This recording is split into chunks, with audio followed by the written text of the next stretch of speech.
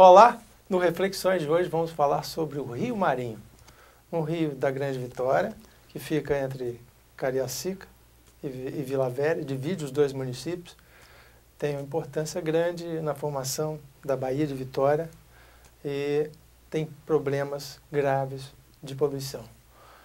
Para falar sobre esse assunto, nós convidamos aqui duas pessoas que estão envolvidas com a região e com o trabalho de despoluição do Rio Marinho. O deputado estadual Sandro Locutor, que também é morador da região, e o secretário de Desenvolvimento Urbano de Vila Velha, Henrique Casamata, que vem estudando esse rio e encabeçando movimentos há muito tempo para a recuperação do Rio Marinho.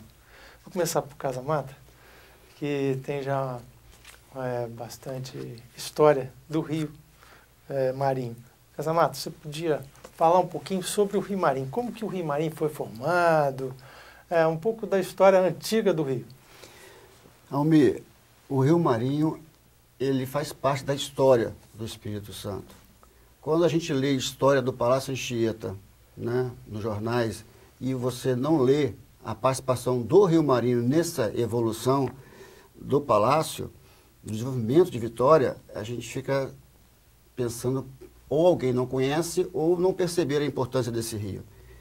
Toda a alimentação, todos os mantimentos que eram produzidos na fazenda dos jesuítas em Araçatiba, porque Vitória não tinha área plana para se plantar, para se cultivar, eram trazidas, né, pelo Rio Marinho. Araçatiba fica onde? Fica em Viana. Viana. Mas só depois que os jesuítas perceberam, porque antes ia pela Baía de Vitória, entrava lá na Barra do Jucu, para chegar lá em cima, em Araçatiba.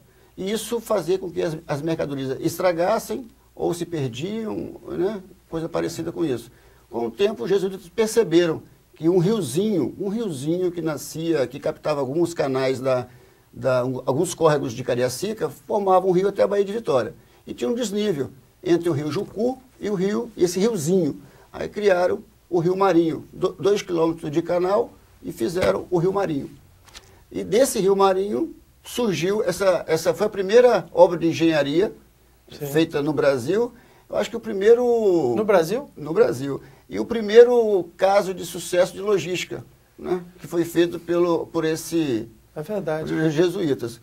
E no meio desse percurso tem até hoje as ruínas, lá no Rancho Forte, onde tinha um pernoite, onde eles faziam a troca de mercadoria e tinha um pernoite entre Viana e Vitória. E dizem, tem um folclore também, é verdade, que lá desse Rancho Forte eles se comunicavam com o Convento da Penha, que se comunicava com o Palácio Anchieta, que antigamente era o seminário. Sim. E nisso, essa história, ela não foi muito divulgada. Eu costumo dizer, Almir, que se o Rio Marinho estivesse ao lado da Terceira Ponte e ao lado da Rodovia do Sol, os formadores de opinião, de repente, poderiam estar startando esse rio, né, essa forma de fazer o rio retornar às atividades que ele tinha antigamente há muito mais tempo. Nós sonhamos ainda em entrar na Baía de Vitória e chegar até a Barra do Jucu. Por que não? Pode ser um grande alerta que a gente revive agora, né? Até da sua função de logística, né? Isso. E a recuperação desse rio, né? Deputado, o senhor mora lá perto, né? Do Rio Marinho. Moro lá em Castelo Branco, na região que será, se Deus quiser, bem impactada com essas obras. E como que era o Rio Marinho na sua infância? Olha, por exemplo, eu moro lá há mais de 20 anos, mas eu não peguei ainda a fase tão boa do rio, mas a gente ouve das pessoas lá, né, que residiam já desde dos tempos dos jesuítas, né? A gente ainda tem famílias tradicionais na região que contam da satisfação de poder se banhar no rio, né? De colher ali do rio a pesca para se alimentar. Então, aquela população saudosista sempre nos procura para saber se a gente está se empenhando realmente na revitalização daquilo, porque a história dali é muito bonita, né? E, infelizmente, com o crescimento desordenado, infelizmente, nos dois municípios, Vila Velha e Cariacica, ao longo dessa história, a falta de atenção, talvez, das autoridades, ou até mesmo de valorização como disse o Casamato, talvez estivesse num posicionamento diferenciado, chamaria mais atenção, né, das autoridades para que esse rio fosse de fato resgatado. Então a história ali, os mais antigos contam das felicidades de quando crianças tomando banho no rio, aquela festa que era. Hoje, infelizmente, a degradação do rio impossibilita até as pessoas de colocar a mão, o pé ali naquelas águas. A gente está vendo aí um processo de tratamento de esgotos da Grande Vitória, o projeto Grande Águas Limpas, né, que já vem sendo desenhado desde 1994. E muita coisa pode ser mudada, né? A gente tem exemplos aí na Europa, né? O Rio Sena, o Rio Tâmisa, na Inglaterra, foram recuperados. Acho que a gente tem que pensar, né? Nos rios aqui próximos, né?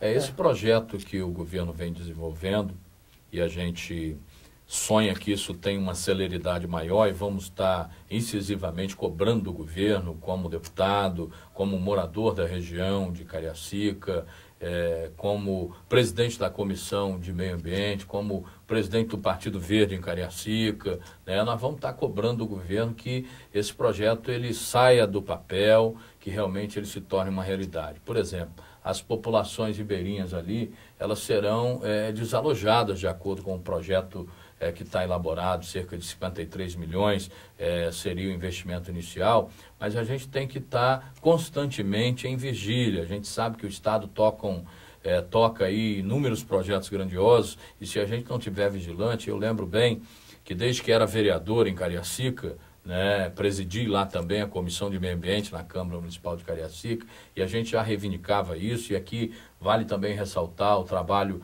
dos prefeitos municipais, o Helder lá em Cariacica, o Neucimar em Vila Velha também se empenhando nisso, para que a obra realmente ela aconteça. E a gente vem reivindicando essa melhoria e essa salvação de um rio tão importante na história dos capixabas, né, há bastante tempo. Já existe o projeto, então, né? O projeto macro, ele já existe, mas precisamos aí da contratação do projeto executivo, que está na fase de estudos, não é isso, Casamato? Isso. Né? Mas a gente precisa dar celeridade. A gente sabe que os recursos técnicos talvez sejam poucos no governo, mas tem que se contratar uma empresa para dar celeridade nisso. Eu tentei falar ainda com o secretário Casado, ele deve estar no interior, porque ele é uma pessoa até acessível aos telefonemas nossos, às solicitações, mas não consegui, antes da gente estar aqui nessa entrevista, uma informação mais detalhada. Esse valor dos 53 milhões já está destinado para isso? Isso está destinado, o convênio foi assinado, né, Casamata, com a presença dos dois prefeitos, de lideranças comunitárias. De Vila Velha e Cariacica. Isso, Vila Velha e Cariacica, o Helder e o Neucimar, e a gente esteve lá presente, assinamos como testemunha esse convênio, né? E a gente espera que o governo dê celeridade nisso, né? Que se torne realidade o sonho daquela população, né? Casamata, que tem uma história interessante, tem até uma revista que nos apresentou aqui da história do trabalho disso lá. A gente anseia muito, a população espera que isso se torne realidade. É um trabalho grande, né, que envolve educação, inclusive, da população da região. Nós vamos falar sobre isso no próximo bloco. Fique conosco, já vamos para o intervalo.